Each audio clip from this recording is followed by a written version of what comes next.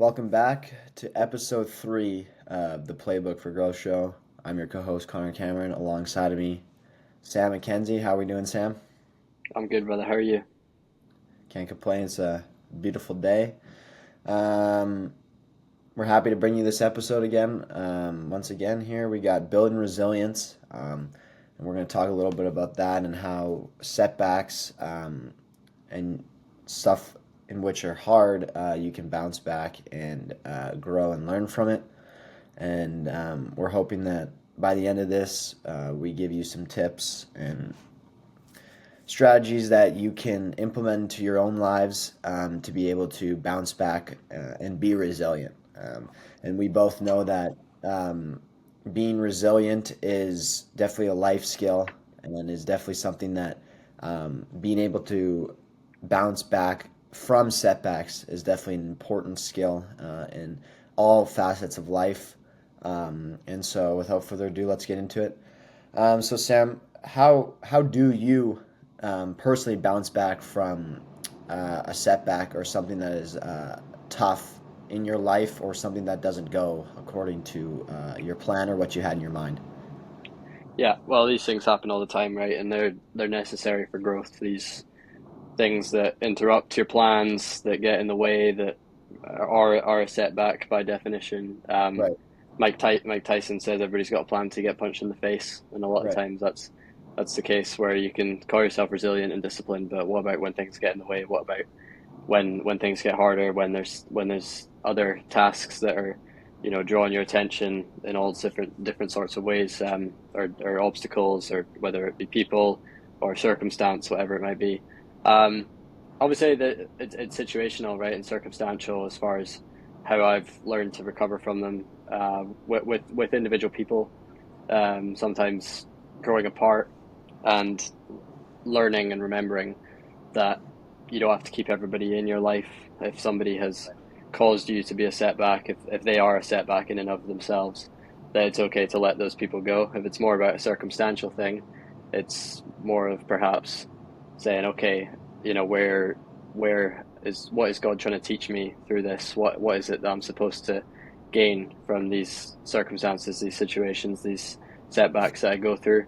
And a lot of just time sort of meditating on it and working through it, and that self-reflection and understanding that it's all part of a greater plan helps you get through it, because once you can see it for what it is, and sort of, as we'll get into, sort of see that in hindsight a lot of so-called issues and circumstances and obstacles actually turn in and become good in the long run. Once you can understand that, yeah.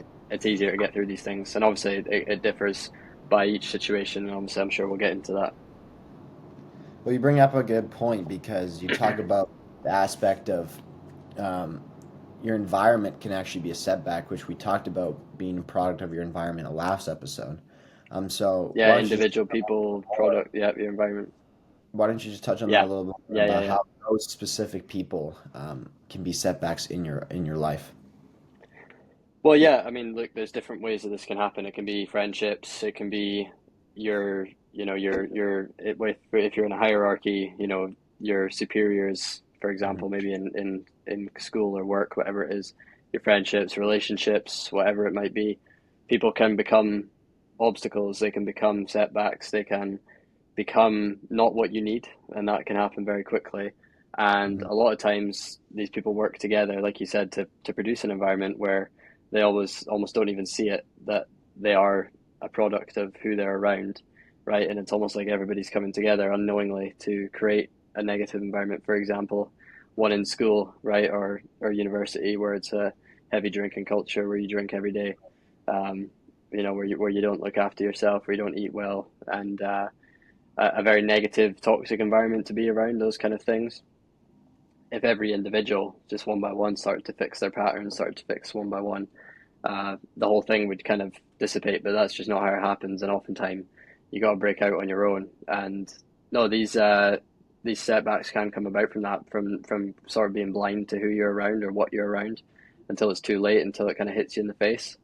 A lot of times you need some of those moments where you're around people that you haven't maybe realized that they're not good for you, or that they're not really growing as you are, or encouraging you towards the right things, the right direction, taking you further away from where you're supposed to go.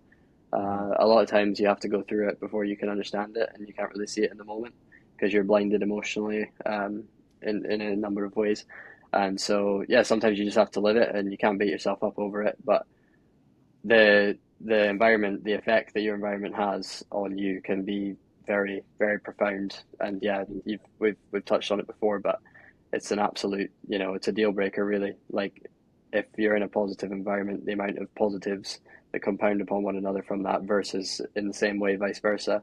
When your environment is bad, your habits are bad, everything you do is influenced by that negative environment. And so it's vastly important. Right. I think specifically what resonated with me there was kind of the notion of the wake up call where you start to notice Sometimes these something's got to happen. correct. Something bad usually has to happen, and that's why it's a setback. So something bad usually has to happen in order for you to really get that wake up call and start to go, whoa, all right, like now I'm seeing um, this for what it is. And it's not just friends, family. It's a bunch of things, but specifically, it is a lot about your friends and family because you love them, and you see right through those issues and stuff because you love them, and you just kind of turn your blind eye and you don't really focus on them. But Don't keep until it them really accountable. correct, until it really costs you or them, then you start to go, okay, well, maybe this isn't a good thing, and maybe we should move past this and start to develop new habits and better habits that will benefit both of us, instead of me benefiting from what I'm doing because I'm doing the right things and you stay there. So I think it's also you got to start to hold your environment accountable as well, especially if those setbacks really affect both of you because then you'll be in the same boat. And if they choose not Yep. to kind of level up like we talk about, then that's on them. And you just need to keep doing what's best for you, and do what's best for yourself, and create an environment or find an environment that you can succeed in. And being in an environment where you can succeed in is very beneficial. Well, there's I think what's kind of come to my head there from what you've said is kind of two different ways to go about it. There's people that you can drop off because they're becoming negative distractions and because they're kind of causing setbacks in your life because of how they act or what they say, what they do. There's Right. also the people that are closest to you that have habits that it's perhaps harder to keep them accountable because they are your closest. For example, Right. if something was between us, right? If one of us was slacking back on going to the gym, for example, when we're together in the summer, it's harder to kind of drag the person out of it. You don't want to because you care so much for them, but because, for example, if I'm not going to the gym with you for a week straight, say in the summer when Right. we're together, pardon me, you're not going to drop me off and say, okay, well he's not good enough. He's kind of taking me back. Or it's like if I'm drinking every day, it's not like you're going to be like, okay, he's got bad habits, so I'm going to level up and learn from this by leaving him out of my life. Like, no, you're going to fix me up, right? And you have to make that separation between people that you can leave behind because you don't need, and those that are closest to you that you care enough about that they've got it in them to where you have to hold them accountable. Like David Goggins, I seen a video on his Instagram yesterday of his best friend that had put on. He said 35, 40 pounds, and he said he wanted it and he got after it, and I called him out on it, and he came back, and it was 7 months later, and he was back in shape as not Goggins shape, but who is, but back shredded. And you gotta find people that want it. You gotta find people that are going to take your criticism the right way, and you gotta identify the people that you can just leave behind because they're just not who you need. And a lot of time making that separation is a big part of versus of determining who is just a setback in and of themselves versus who you need to carry up forward with you, um, to where their behavior changes and then they no longer are a setback or an obstacle in your way, but they're along with you for the ride. Right. That's a good point because the more you care about someone, the easier it is to not only tell them, but get them to level up with you. I think And that it means people more coming from you. exactly the gym example exactly. It's not I'm gonna be like, oh, because you don't go to the gym, now I gotta drop you. It's like, well, no, that's not true because you've had a past of going to the gym every day. So a week doesn't matter. essentially in the long run. But obviously to each other it would matter because we're like, hey, well, we're on the gym grind right now, so let's go. And holding those loved ones accountable. And you can't hold everyone accountable because lots of people don't like being held accountable because there comes responsibility with that. Because you said you were going to do something and you don't do it. One of the agreements, be impeccable with your word. So being able to kind of navigate those people of which you can influence and which you cannot, and finding that pattern where it's like, okay, well, I tried and it's not benefiting me and it's not benefiting them, and that's when you kind of know. So you kind of know, I feel like, and you can talk about this too, but I feel like you know which people are which and which ones want to Yeah, come up and yeah. which. It's important not to get it wrong, because when you are too forgiving or too lenient with your criteria for who are those that you need to drag up with you instead of leave them behind, if you're too lenient about that criteria, everybody just becomes, oh, I know he's got these six bad habits that leak into my lifestyle and leak into how I act. I know that he smokes and drinks and does all this every single day or every weekend. But no, I can't. I've got to still be around him because I care about him. I have to. Right. It's like you said, if that is who you know that person to be from the beginning, it's not your duty, it's not your Right. job to drag them up, especially when they don't provide any value to you as a friend. Because it's a transactional thing. You have to provide value to one another. Like you said, on the contrary, if I've got years of somebody like yourself, which is you, of somebody being my best friend, and Right. we do everything together. We're building these habits. We're doing 75 hard like we are. Then when Hmm. you go through a rough patch, yeah, exactly. It's easier for me to say, oh, look, he's gone off the path, but now we're in this together. Right. You got to keep your tribe small, and you got to know who it is. And like you said, it's easy to identify. Um, it is easy to identify. But as far as a setback in a particular situation, if you don't mind, I'll present an example for you to maybe Perfect. touch on, if that's fine. Perfect. Um, a big one, that can influence so much of somebody's day to day, how they act, how they spend their time, how they use it, their sleep schedule, all sorts of things, where they put their money and their resources, Hmm. is a relationship that can become a setback. Mm. What what for you is some of the identifiable factors in a relationship where you say, okay, no, this isn't good for me. Mm. Are we talking about just relationships in general, or are we talking about specifically a partner or? Like a romantic, yeah, Okay. because that Yeah, that can that can dominate someone's life. correct. Absolutely. So, that's a good question. I think that it's a lot different between being just finding your friends like relationships and actually a romantic partner. And we go back and forth about this a lot.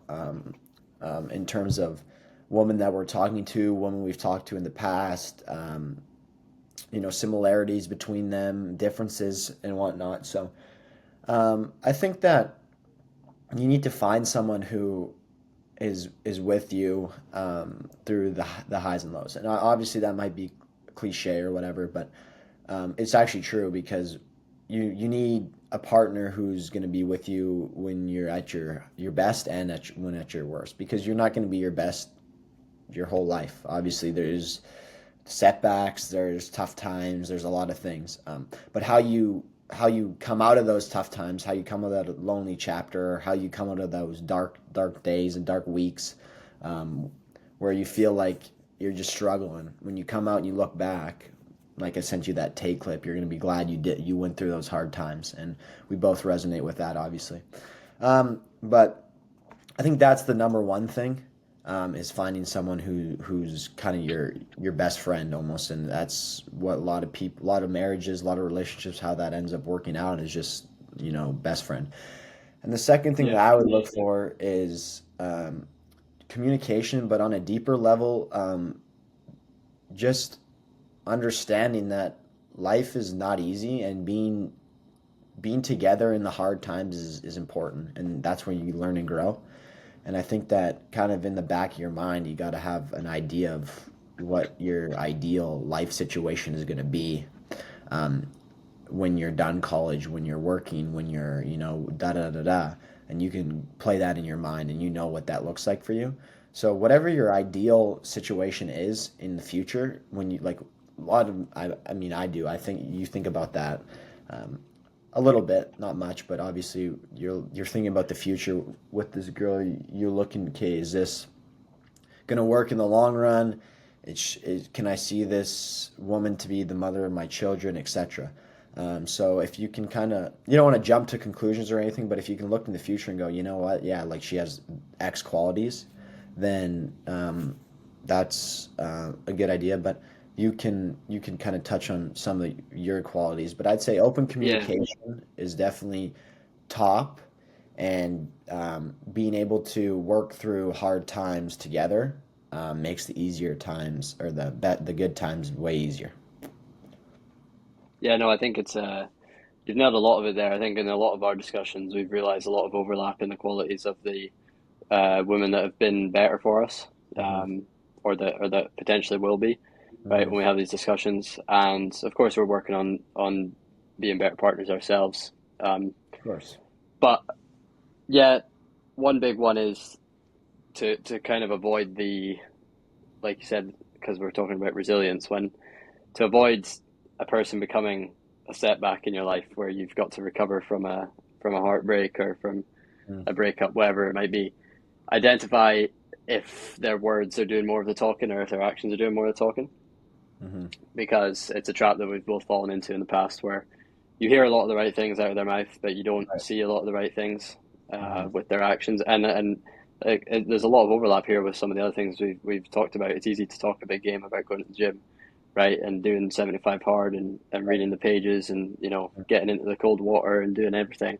It's a lot harder to actually do it, and that's what you can't fake. And we've Right. talked about that, about building proof with yourself. Hmm. You as a partner and your partner have to build proof to one another that Hmm. you've got the right qualities to where you are building each other up. You've got all the right things coming in and out, because the danger of that otherwise is when it becomes a one-way relationship, when it becomes imbalanced, when your partner is somebody that you can't rely on, that they've proven that to you, that you can't rely on them. You've got to then go through the heartbreak. You've got to then go through the tough moments. You've got to go Right. through breaking up, and you've got to go through the learning. And like, it happens, like it has to happen. We have to learn, Mhm. but Exactly. you know, you've got to identify these things early, and you have to let people's actions speak louder than their words are.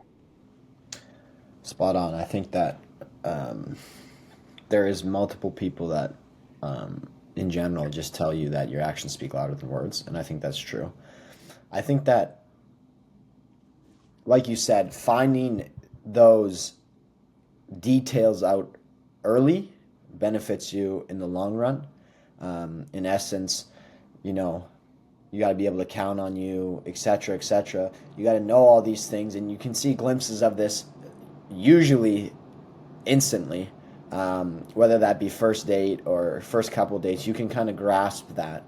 So I think finding a partner for you personally is different for everyone, but I think the main point is finding that partner who is on the journey with you. So who hops on to that journey with you, and is with you every step of the way, and you guys are almost doing the journey together.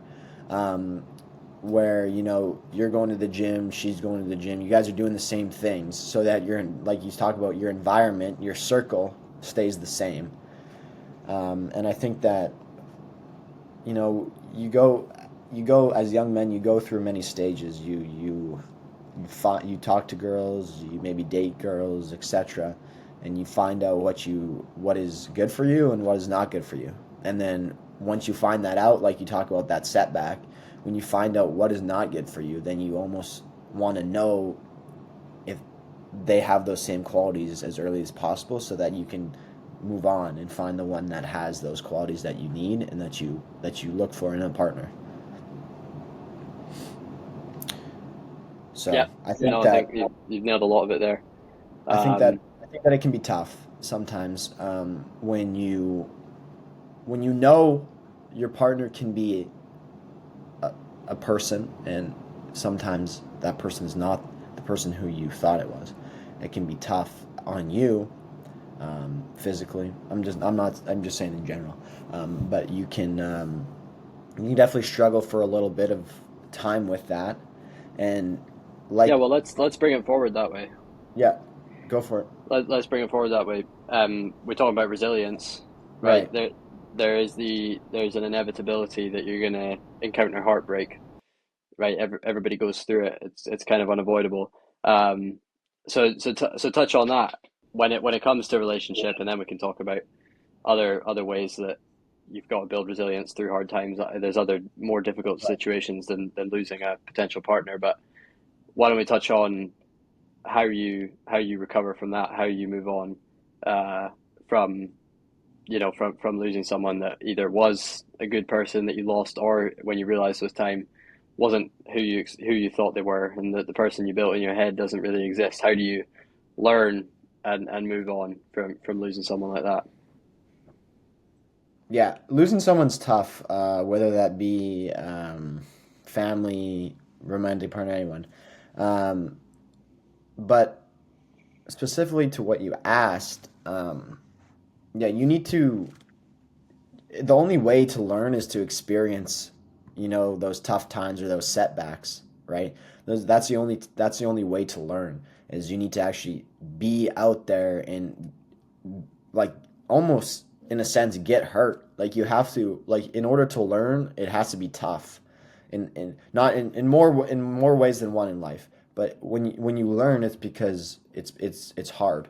And so for me personally, instead of pouting or crying or I'm not going to the gym anymore because I'm sad or whatnot, like dig into the hard stuff, and that's what I've kind of learned is when you dig into dig into that really that feeling, you learn a lot, and I think self reflection is a really key aspect in this point because you need to be able to reflect on what went wrong and how in the future you can learn and grow from this. And it's tough because they might show one version of themselves early on and then they might change. So I'm not really I haven't truly really Yeah, experienced where someone really changes, because usually there's an outside factor or external influence that is why they're acting like that. But being a good partner is about more than just being there for them, and vice versa. mm, There's a lot of actions that can be put in place to ensure longevity of the relationship and building trust and working together on hard things, instead of shying away from each other. yeah. Well, yeah, that's it. Like you said, like as you touched on, post-operational debrief. Like Jocko Willink's talked about this. You gotta when you go through this, you have to then learn. You have to realize what did you put up with that you shouldn't put up with. What did you believe that you shouldn't have believed? What were you lied to about? Where can you spot these red flags so that next time you don't have to go through that. Like you said, Right. you can't just be a blind fish going at it again and again doing the same thing. Exactly. You have to learn from those mistakes and learn from the setbacks. And yeah, that's it. Like you said, it's necessary, but there's something to be said for how you respond to it. There's something to be said for, okay, I put my trust in the wrong person. I put my resources and time into the wrong person. Right. Now I can put that trust into myself because I can prove to myself, look, I don't feel like it. I might be heartbroken. I might be down in the dumps. I might be low on sleep. I might not be sleeping well because of this. I might be overthinking. But look, I Hmm. can trust myself to go to the gym, to do what I need to do, to wake up and take care of myself, right, and eat right, and again, work out, Right. sleep right. Like the way that you respond to it is so vastly important because when you've put your trust into the wrong person, okay, I learned from that. Now put it back into yourself, work on yourself, become a better person, read and write, and go to the gym and do all the right things. And that's a big one. That is definitely a big one. You have to channel. Obviously, unless you're soulless, you're going to have negative energy and a lot of thoughts that come about from losing that person that you spent so Right. much time and energy and effort on. Hmm. But you have to devote it to the right places. You have to repurpose it into yourself, into the relationships that you do value, into your closest friends that can help pull you through it. But no, yeah, go through. You have to identify when you build this resilience by respond. It's how you respond. It's how you act in the immediate aftermath. But then also you have to learn, and you learn by again post operational debrief. What went wrong? Why did it go wrong? What could I have seen that I didn't see coming? Where did they just lie? Where did the other person just lie and put up a front at first that wasn't actually who they truly were? And like you say, you've rarely seen people change, nor have I. There was just a version of them that they tried to spin out to you that then they can't keep up, because if they're not being real and it's not being who they really are, with time, people show you who they really are. Mm-hmm. As we have to each other, which is why after years we're best friends, because we've shown to each other who we really are. You can't put up an act for too long. At some point the truth has to come out. And so yeah, it's tough, and that's why you can't rush into these relationships. That's why you can't put too much value onto them until they're further down the line. And yeah, but no, you nailed it. The big point is, what do I take away? How do I learn? You have to have takeaways. You have to quite literally see, where did this go wrong? Why did it go wrong? Where has she gone wrong? Where have I gone wrong? How do I fix the issues of myself and identify the problems sooner with other potential partners, so that I don't have to go through it again? Yeah. And with time, you're just going to stack it up, because like, if you're trusting in yourself and Yeah. you're working out, then you're going to get better as an individual, and then your identification process for the most suitable partners is also going to get better. And with time, everything just goes up. It's growth. It's a playbook for growth. Exactly. I mean, that's spot on. I think, yeah, you touched on it, and we both did. The most important thing is the resilience, and what you do post hardship or post breakup, etc. What you do then is the most important thing, and what you do after that for the weeks, the months, maybe years coming is, put that trust, all that trust back into yourself, and continue to do the right things, and know that you were doing the right things, and then that plan that God put in place for you is not the right one. And just trusting in your instinct, and trusting in, what, I'm just going to keep doing what I'm doing, because it works for me and I like where I am at. And so, yeah, the big takeaway is, don't shy away from, it sucks. Yeah, it sucks. A lot of things suck. It's part of the getting those, like we talked about the other episode, getting those points on your scale, or on your map, where you look back and you go, yeah, you know what, oh, right here this happened, or this happened, and that's why I went down here, etc. So kind of plotting those points on the map of, when you reflect and go, okay, that makes sense now. Oh, now it makes sense, and then you can look for that. And everyone's different, and everyone in relationships, it's not easy. You go through ups, downs, but yeah, noticing those things early, um, is definitely beneficial for you in the first place. And I suggest that, personally, of course, when you go through those first relationships, like when you're young, and you're really very naive and you have no clue. And I'm not saying that of course I'm still young, but obviously we've been through a lot more shit than we have in the past. And don't don't spend all this energy on someone when you're 15 years old, 16 years old, and you don't know. You're just blindly going into it, right? You put all your energy in. You're like, oh, I really like this person. I really like this person. And it's like, perfect, but don't put all your eggs in one basket. I'm not saying talk to other girls. I'm not saying that. I'm just saying that, hey, just keep taking care of yourself while you're doing this. And then if it matches up, perfect. If it doesn't, then at least you were still taking care of yourself whilst you were doing this other thing, so that you don't pour it all in, and then you realize, oh, well, it wasn't the same feeling. It wasn't a mutual feeling. And now I completely just lost who I was during the whole process. So stick to your roots, stick to your process, keep doing what you're doing, even though you like someone, you really like someone, keep doing your process, keep working on yourself. And as you work on yourself through the relationship, you both will grow and learn. I think don't drop everything you're No, doing it's spot on. for that person. Yeah, you can't put your value, you can't externalize your value into that person. Yeah, your Exactly. value is yourself. That's what you bring to the table. That's what you're bringing to them, and that's what you'll bring to every partner you have, the right ones and the wrong ones. Yeah, you're right. You can't externalize your value, because exactly that, you've nailed it. When it comes crashing down, when who they are begins to show, and who they really are begins to show, and the relationship comes to an end, you don't know what to do with yourself, because you've put all of who you are into them. So no, that's a great point. I think, and kind of off that, like, how can you build motivation? Like, how do you build motivation through these setbacks? I know that You Yeah. can, and that we have in the past, and that it's almost like a motivator to, you know what, I'm going to get better. So how can you, you know, like break down this plan of, you know, it didn't work out, I reflected, now, you know, I'm going to use this as growth and motivation. So how do you, instead of, you know, the flip side of that where it's like, okay, I'm going to just, you know, take some time to myself and, you know, be sad and, you know, not go to the gym anymore, not eat good, and just kind of have this notion of, oh, breakup, post breakup, whatever. So how can you talk, can you just speak a little bit about, you know, learn and Yeah. then use it?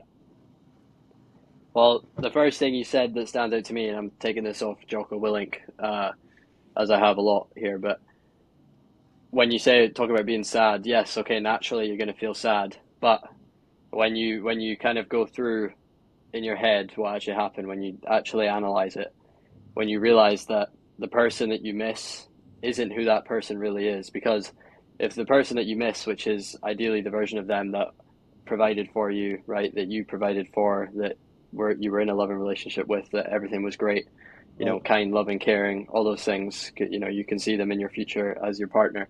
That's not the version of this partner that actually exists. Like that version of them doesn't actually exist. They've proven to you that who they really are is whatever was the reason that it stopped, whether they are a liar, whether they're unfaithful, untrustworthy, Mhm. whether they, like you said, they're not impeccable with their word, impeccable.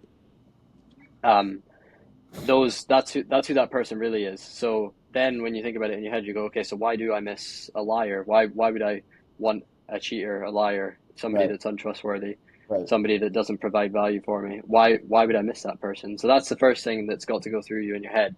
It's you miss the idealized version of them, but if Right. that's who they really were, you'd still be together. That's not who they are, right? And so if they're a liar, if they're not trustworthy, that's the version of them that you're dealing with leaving, and that should make it easier because yeah, okay, I'm leaving behind a liar, a cheater, right? Right. Whoever, whatever it might be, that was their shortcoming. That's easier to get through, isn't it, than somebody who was perfect. And so when you go in your head and say, "Oh, I miss this, I miss that," it's like, no, that's not. That was a fantasy. The reality is this. And so once you get over that hump, it's like, okay, now let's analyze it. Where did I go wrong? Where did they go wrong? Right? Identify, list. Okay, these are their red flags. These are where I did things that were wrong that I could have done better. Now blend that together and go forward with it. The motivation for the gym, I mean, it has to be pretty simple. Like I said, it can be multiple ways. If you're just hurting, that's the best way to channel your energy is to go to the gym, right? Hmm. Also, though, if, like I said, you put trust in someone and you failed, right? I've put my trust in the wrong place. Okay, well now I'm leaning on myself. How am I going to put my trust? How am I going to prove to myself that I'm right to put my trust in myself? It's the same thing that we spoke about last week. You got to build that evidence that you can do what you're supposed to do. So, Right. okay, I need to go to the gym. I need to, regardless of how I feel, I need to do it. I need to get on the treadmill. I need to lift these weights. I have to do it, right? It's not a negotiable, because otherwise I'm as trustworthy as the person that I've lost, and they're clearly not trustworthy, so neither am I. So you have to rely on yourself, right? And the best way to do that is to get into the gym. And then the third way, of course, and to an extent, it's a healthy thing. To an extent, it can't be entirely your motivation, but to an extent, it's okay to want to prove to that person or to prove to multiple people that you're becoming a better version of yourself. It's okay to externalize that motivation, or those feelings into motivation, I should say. Externalize that energy, that passion that you have, that sadness that's built up inside of you, to turn that into your motivation to perform in the gym. That's fine, right? To a certain extent, channel that energy, because I'd rather you do that than do it into negative ways or just to rely on substances. Like you said, I'm not going to work out. I'm going to wallow in it and be sad. Um, but Hmm. realize that you don't miss who that person really is. You don't miss who that person. You miss the idealized version of you that doesn't exist, and that's not who they are. Yeah, it's a good point of really reflecting on who they actually truly are rather than what you thought they were, because those And are two again, their different. actions will show you who they are. Correct. And so you're spot on there. So on the flip side of that, how do you, when you find a good partner, right? How do you, you know, how do you become the partner, you know, live up to those expectations and manage those expectations on both sides. So after you learn post reflection, blah blah blah, down the road, and then you go back into a relationship, what are you looking for, and how do you know, you know, Yeah. this is different?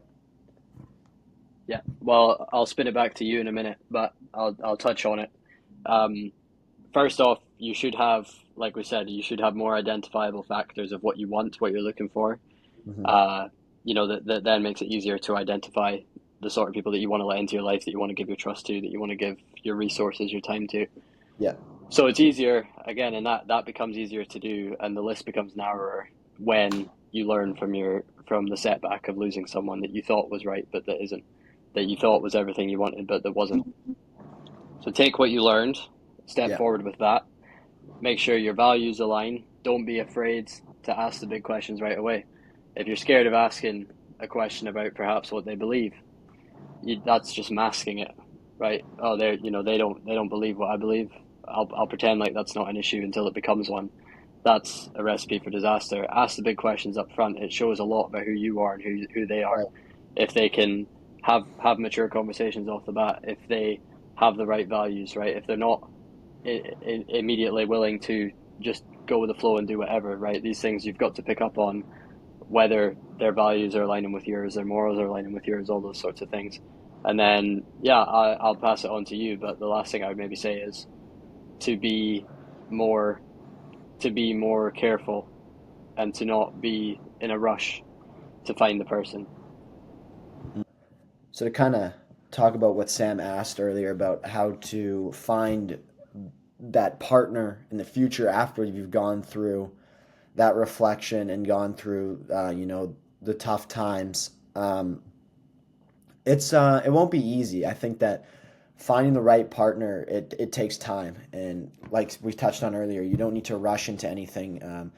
Make sure you are asking those tough questions, like Sam pointed out, and make sure you're truly finding out who they are, and you can find that out pretty quick. And shy away from just that small talk, whatever. Ask those questions that are like of importance to you, because you've learned from your past relationships of what's actually important to you and what is of value, and you need to communicate that up front, and you need to make them know that that's what's of value to you, and communicate that early on of what you need and what you expect them to do.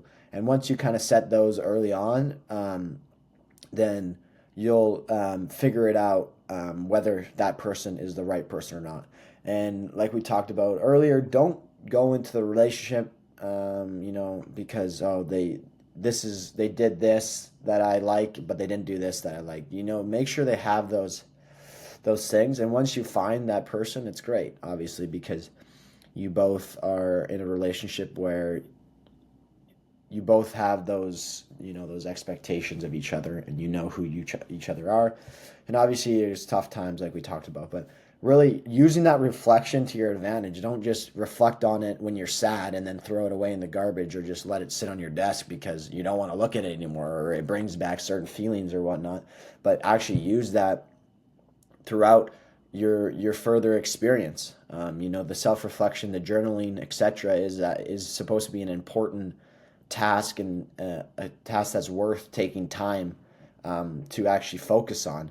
And so don't then, when it comes to the next time, don't just disregard everything you said earlier, because she's attractive or whatnot. Stick to what you need and what you want and what you expect of them, and use your journal in the future and add to it, and don't just use it, write down, like, you took all this time to write it down and reflect, and then you just jump right in again. So kind of really, you need to really focus and take some time, even when you're going out with someone new, to kind of reflect on what's going on with them and what's going on in your past, and how they either contradict each other, or are not good for you, or they actually are what you want. And so take that time, and focus. And even though you look back at those documents that are hard, or that bring back certain feelings or emotions or epiphanies, etc., that you just know that it's just good for you, and know that you did that for the benefit of yourself, and that it's for your self growth.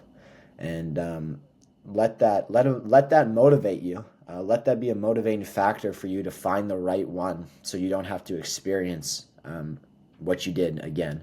And you can use that, to help you and to find that person who you truly uh, love and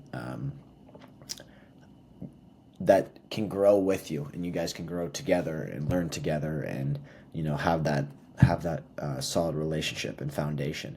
But that foundation is built off that first date, first couple dates, first time you hang out, right? That foundation is built when you're in different environments, when you're with different people. You can understand them. And Sam, if you want to add to that or say something different. Yeah, and sometimes you just got to know. For example, like when we had a little bit of a time, uh, not sure how long ago exactly, but there was a time where we were both consistently either talking to someone quite seriously or with someone. And sometimes you have to identify a time where you got to hunker down and be alone because there's a lot of growth when you're alone. We talk about the lonely chapter. It's hard to have a lonely chapter when you're in a relationship. Yeah. If you're going through a lot of change, unless that person is quite literally along with you for the ride, then doing quite literally doing a challenge with you, like 75 hard, for example, right? It's one thing for us to do it, but to be doing it with a partner is quite rare. When you're in a time of a lot of growth, when you're in a time of solitude where you're devoting a lot of time to working on yourself, to working on making money with, like quite literally working on school, whatever it might be, and sometimes it's fine to be alone. And sometimes you got to kind of recognize that and say, okay, look, I could make an effort here to find someone, and perhaps there's potential partners in your environment. Right. Sometimes you got to hunker down and be disciplined and say, like, in the same way that you got to be disciplined and say, like, I'm not having a drink this weekend, right? I'm not, even though my friends are, no matter what it is, right? Like, even though I've got people around me that are in relationships, or there's people around me that I could get in one with myself, like, Yeah. there's nothing, there's a lot to be said for recognizing when you need some time to be by yourself and to grow and to learn and to have that solitude. And there's a lot of value in there, as you know, and there's a lot of unavoidable things when you're in a relationship that, yes, even if you're giving it to the right person, you're still giving time, you're still giving resources and assets, Mhm. you know, you're still giving away a lot of your emotional power to them. And when it's time to hunker down and get to work, sometimes it's time to hunker down and get to work, right? And I think we're both in that frame of mind at the moment, at least trying to be. So yeah, no, it's there's something to be said for that as well, and that's also said to not discourage you if you're not finding somebody in your environment that's meant for you or that you think could be a partner, because a lot of times it'll happen when you're least expecting it and when you're not looking for it. Yeah, keep doing what you're doing. Don't change your routine. Don't change, what you're doing to go out of your way and find a partner. I think that for me, um, when you're finding that partner, they're in your class, or you see them walking around, and your friend knows them, or so it'll, like, stuff will happen, like relationships get built. A lot of people know some people, and that's just kind of how it works. My friend knows this person, and I told him, blah blah blah, so don't specifically go, I'm going to find a girlfriend. I'm going out there, and I'm putting myself out there, because that's just overstepping, and that's just not going to benefit you. So just keep doing what you're doing, and more, like Sam said, it's a great point. They'll fall. Most of them will just come. They'll just come right to you in an aspect where, of course, you have to put in time and energy, but when you're doing that yourself, when you're You're growing not having as to chase. correct, when you're growing as a person, um, you just keep going. So yeah, don't let setbacks in general. Don't let hard things, you know, make you want to quit, or make you want to, or like leave you, distraught, or whatnot. Let them Learn and grow. motivator. Yeah, learn and grow. Dig into those hard times. Like we said earlier, Andrew Tate, you'll be glad you went through those hard times when you look back. So know that you can overcome them. Have that mindset that you can overcome anything, not just like anything in life. You can overcome that. Have that mentality where, you know, be resilient, be able to bounce back, whether that be wherever it is in life in general. Be able to have that resiliency and be able to go, you know what? I just I just got, you know, slapped with X, and now it's set me back, and it's like, okay, well, I'm just gonna just accept it. The first thing to do when you get when you have a setback or when you have something hard happen is you have to accept that it happened, and then you have to, you know, do what happened and actually, say, no, I'm gonna do this, do it to the best you can, and then you reflect. So, accept it, do it, reflect is what I would say when you come against hardships. And, the similar hardships might come again. And you know what? You might get slapped with another, moment where you don't exactly know, you thought you knew how to do it and you don't. But these things you have to understand are just plots on the map that you eventually, when you have that setback in 3 months, you'll be like, yeah, you know what? I had this twice before. This is the third time. I know exactly how to handle it. And then it won't be stressful. So you want to endure those hard times. You want to learn from them. Don't shy away from them. And you will grow and you will find discipline and you'll be Perfect. motivated to find, you will be motivated to, just dive into the hard things, and you know that the hard things are good for you. That's that's perfectly said. That's a good place to end for me. Perfectly said.